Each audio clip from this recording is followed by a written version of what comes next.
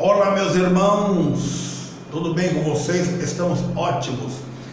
Estamos aqui para mais uma aula de missiologia, evangelismo e missão. Estamos aqui falando de missões transcultural e de missão urbana. E estamos na aula de número 9, primeira parte, página 28 da nossa apostila, onde iremos falar sobre um tema: missão transcultural além de Jerusalém, em Atos 1 e 8. Missão transcultural além de Jerusalém, em Atos 1 e 8. Nós observamos aqui que 25% ou 1,5 bilhão de pessoas nunca ouviram falar do Evangelho no mundo.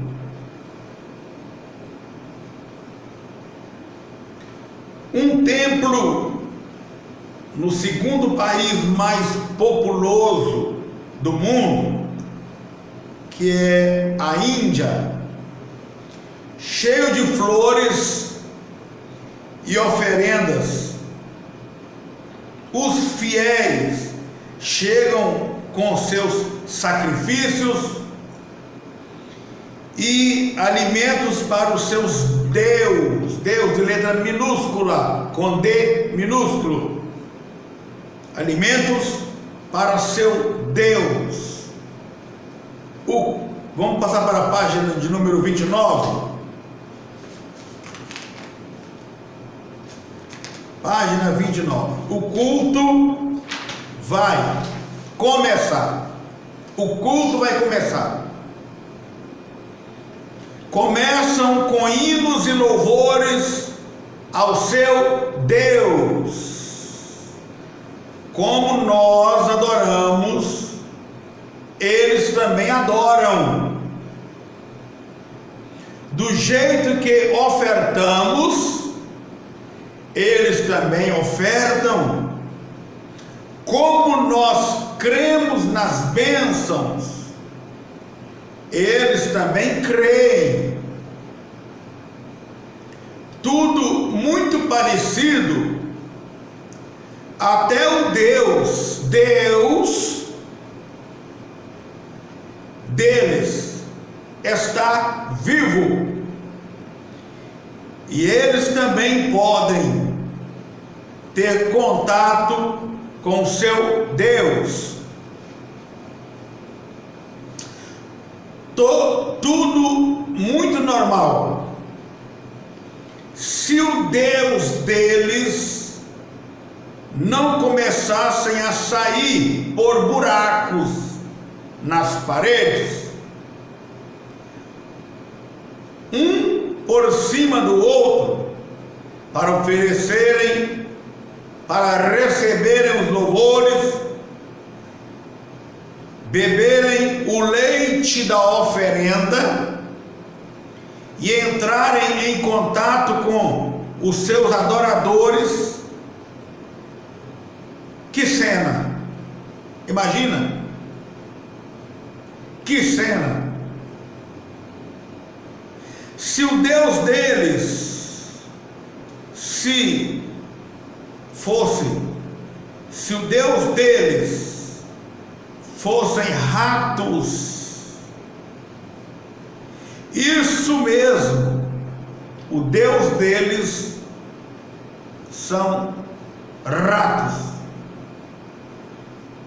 aqueles bichinhos nojentos que vivem nos esgotos. Mas não se engane, esse templo da Índia, eles são os deuses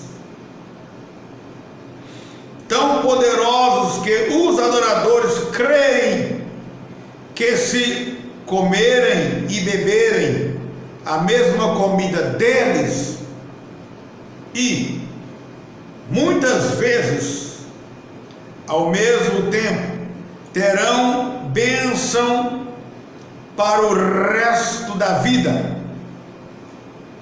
Comem, bebem e se deitam com o Deus, com o seu Deus. Lembrando que o Deus deles são ratos.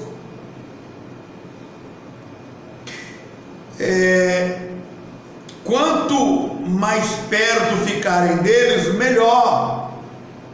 E o pior, o número de adoradores cresce. Todos os dias as crianças são ensinadas a fazerem o mesmo e fazem. Imaginaram esta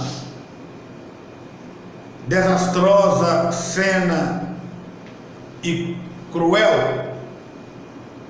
Pois isso existe.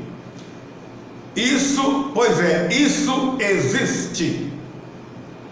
E está acontecendo agora, neste exato momento.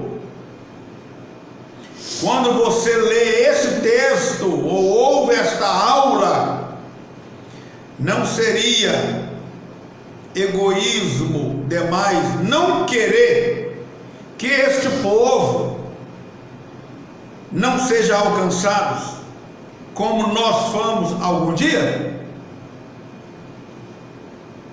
Pense nisso, reflete um pouco. Se nós achamos absurdo o que fazem e sentimos pena ou compaixão desses povos, imagine então quantos outros mais estão nesta mesma situação de perdição e cegueira espiritual. É sério, né? É uma lástima. Isso está acontecendo agora, nesse exato momento que você está assistindo este vídeo aula. Está acontecendo agora, é real. Janela 10x40. Janela 10x40. Missão transcultural. Missão transcultural. Alguns perguntam: por que temos que sair daqui para ir para lá? Por quê? Já não temos problemas demais para se resolver aqui? Por que temos que sair daqui para lá? Aqui já existem várias possibilidades para se escutarem o Evangelho. Já existem igrejas que quase em todos os lugares, e para todos os gostos. Aqui existem igrejas em todos os lugares e para todos os gostos. Está assim, ó, de igrejas. Aqui as portas estão abertas para o Evangelho, diferente de muitos países do mundo onde não existe possibilidade de se ouvir o Evangelho. Não existem igrejas, nem crentes, nem ao menos acesso à Bíblia Sagrada. Existem países deste jeito. Muitas vezes eles não têm acesso aos meios de comunicação, como via rádio, TV, ou são manipulados pelo governo. As portas ainda estão fechadas para o Evangelho. Os governos são radicais e, na maioria dos casos, contra a conversão ao cristianismo. Em alguns campos, existem cerca de 1000 missionários disponíveis para as missões locais, e às vezes escutamos irmãos questionando o envio de 9 missionários para a África, por exemplo. E quem vai ajudar esses? Se os missionários não forem, quem vai ajudar? E eles indo, quem irá ajudar os missionários que vão? As igrejas precisam se unir para ajudar a manter os missionários que vão, que estão dispostos a ir,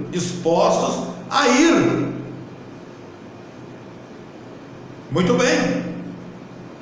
Jesus pergunta ao profeta Isaías: a quem enviarei? E quem há de ir por nós? Esta é a pergunta que até hoje soa nos ouvidos da igreja. Até hoje soa nos ouvidos da igreja. Então, a missão local não é mais fundamental? Alguém pergunta e pode pensar: a missão local não é mais fundamental? Claro que é fundamental, mas na missão local já tem muitos missionários bons cuidando disso. Existe obreiro aí que está parecendo até vitrine no altar da igreja, cada um com seu terno luxuoso, um terno mais brilhoso do que o outro, está parecendo vitrine, missionários, mas lá fora não tem, está faltando missionário. Muito bem, então podemos lembrar que eles não têm ninguém para falar do amor de Deus para eles lá fora, como aconteceu conosco, e queremos que eles também tenham missionários bons cuidando da mesma transcultural, da mesma missão transcultural. Não seria egoísmo de nossa parte não ajudar para que eles também sejam alcançados como nós fomos? O tempo chegou. A prioridade agora é onde não existem igreja, não existem missionários, não existem quem fale das boas novas do Evangelho. Vamos mudar para a página de número 30. Nada sobre a palavra de Deus. Lá não existe nada sobre a palavra de Deus. Onde não tenham a oportunidade de, como aqui, escolher que local vai ficar, vai reunir. Aqui nós podemos escolher. Eu não gostei daquela igreja não, porque ela é muito barulhenta, grita muito, pula muito. Eu vou para outra lá que é mais quietinha. Aquela outra lá, a doutrina é muito apertada. Tem uma outra ali que é mais liberal, eu vou para lá. Aquela ali o povo canta um pouco. desafinado, qualquer pessoa canta lá sem ensaiar, sem nada, os louvores saem tudo errado, porque não ensaia. Tem uma igreja ali que canta afinadinho, eu vou para lá. Ali os instrumentistas, não, tem dia que tem dia que não tem. Tem a outra ali que o pessoal, todo mundo toca, a igreja toda tem instrumento, todo mundo toca. Eu vou para lá, pode escolher, mas lá eles não podem escolher. Não podem escolher. Povos que estão isolados e dominados pelo maligno, como invocarão a quem não conhecem? Diz a palavra do Senhor: como invocarão a quem não conhece? Mas como crerão se não ouviram nem falar? Como crerão se não há quem pregue? Mas como ouvirão se não há quem pregue? Como pregarão se não forem enviados? De sorte que a fé vem pelo ouvir e ouvir a palavra de Deus. Romanos 10, versículo 14 ao 17. Ajude-nos,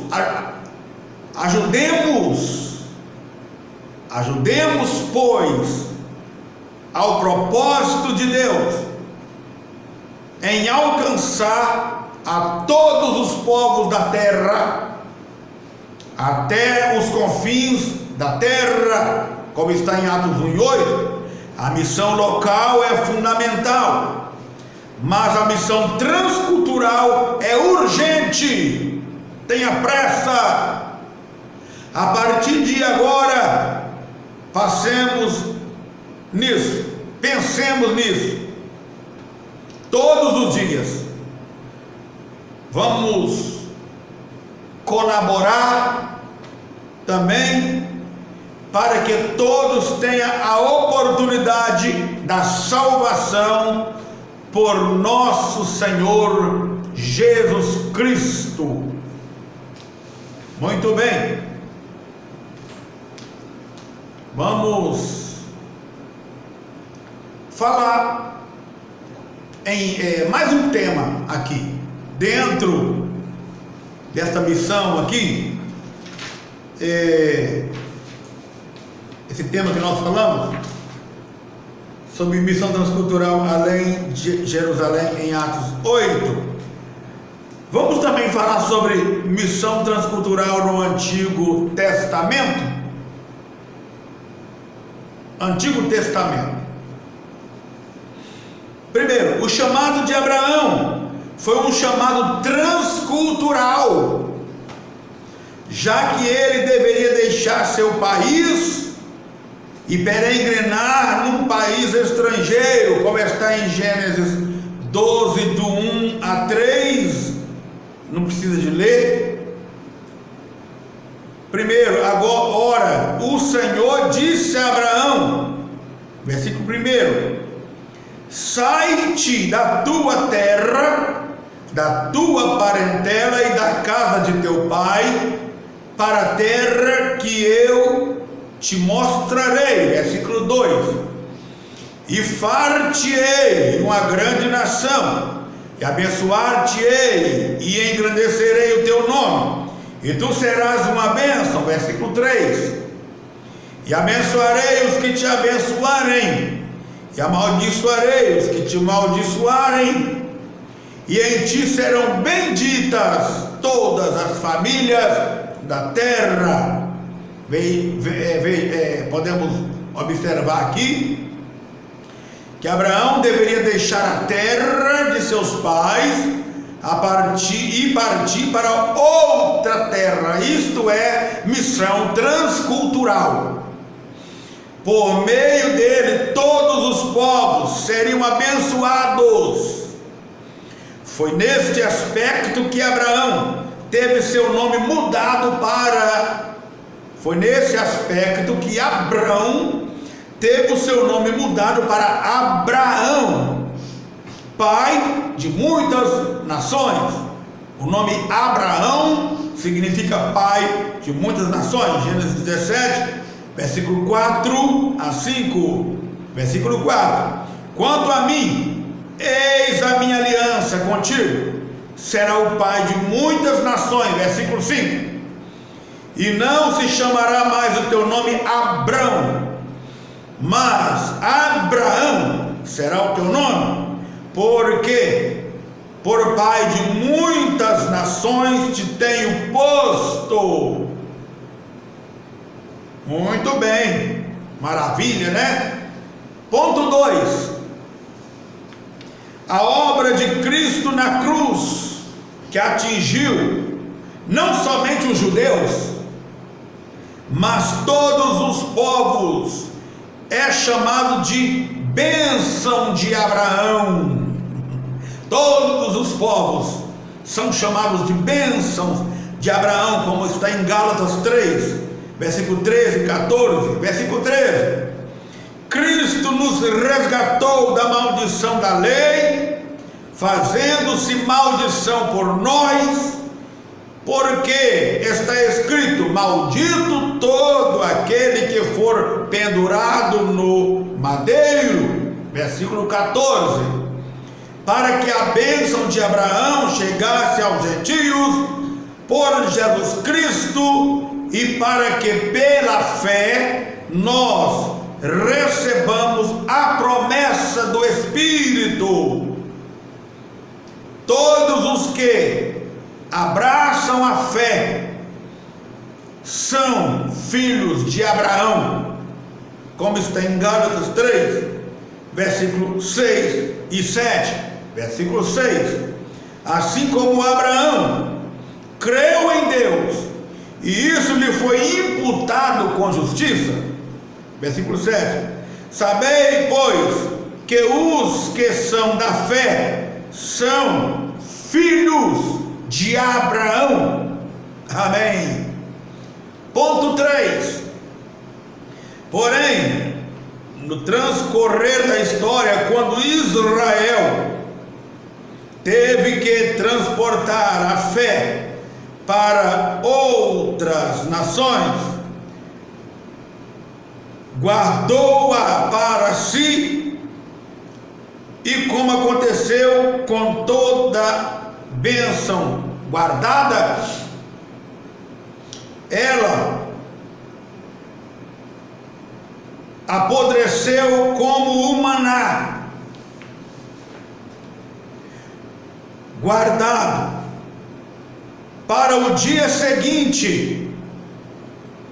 Ainda foi pior: Israel importou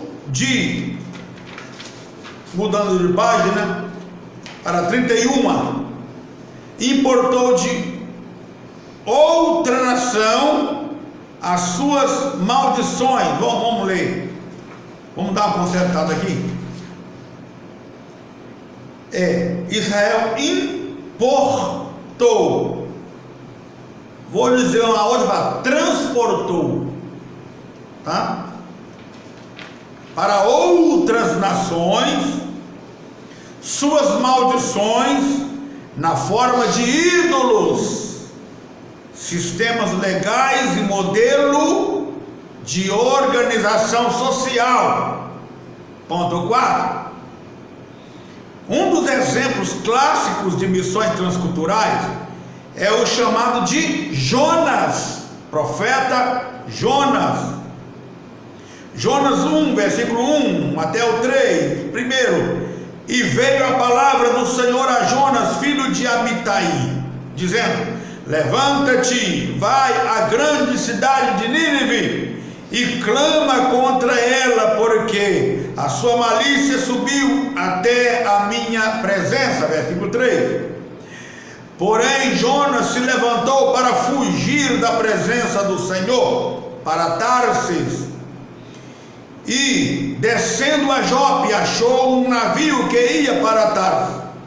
Pegou, pois, a sua passagem, pagou, pois, a sua passagem, e desceu para dentro dele, dentro do navio, para ir com eles para Tarsis, para longe da presença do Senhor. Então vemos aqui um profeta fugindo para não fazer a obra de missões transcultural, querendo esconder do Senhor. Letra A: Israel desenvolveu uma postura de exclusividade em relação a Yahvé, como se fosse propriedade sua. Jonas se constituiu no exemplo mais claro desta postura, convocado por Deus para levar a mensagem de arrependimento aos ninivitas, preferiu fugir em direção oposta. Letra B: depois de terríveis desventuras, ele cumpre a ordem divina, porém em seu coração ele acalentava o desejo de que Deus não deveria usar de misericórdia com aqueles pagãos. Pois quando Deus perdoa o povo de Nínive, Jonas fica frustrado, ressentido, porque Jonas, ele foi pregar contra a vontade dele, ele foi pregar sem misericórdia. Não adianta fazer missões, querer fazer missões, se não tiver misericórdia, se não tiver compaixão. Esse foi o caso de Jonas ficar frustrado. Muito bem. Jonas, capítulo 3, versículo 10. E Deus viu as obras deles, como se converteram do seu mau caminho, e Deus se arrependeu do mal que tinha anunciado lhes faria, e não o fez. Jonas 4, versículo 1 a 5. Mas isso desagradou extremamente a Jonas, e ele ficou irado. Pensou? A pessoa fica irada porque Deus perdoou alguém? E orou ao Senhor e disse: ah, Senhor, não foi esta a minha palavra, estando ainda na minha terra? Por isso é que me preveni, fugi para Tarsis, pois sabia que és um Deus compassivo e misericordioso, longânimo e grande em benignidade, e que te arrependes do mal. Peço-te, pois, ó Senhor, tire a minha vida, porque é melhor morrer do que viver. E Deus, o Senhor disse, e disse o Senhor: fazes bem que assim te ires, que é razoável esse teu ressentimento. Você faz bem em se irar desta maneira. Então Jonas saiu da cidade e sentou-se ao oriente dela, e ali fez uma cabana e sentou-se debaixo dela, à sombra, até ver o que aconteceria à cidade. Letra C. Jonas representa um quadro exato da história do povo de Deus no Antigo Testamento, que interpretava as bênçãos divinas como se fosse exclusivamente sua. Isto é um exemplo de egocentrismo que anula qualquer empreendimento transcultural. Não tem condições de querer ser um missionário transcultural e ter uma ideia dessa de Jonas aí, que não querer que Deus perdoa a pessoa que se arrependeu do seu pecado. Eu vou voltar na segunda parte desta aula de número 9, falando sobre missões transculturais no Novo Testamento, até daqui a pouco.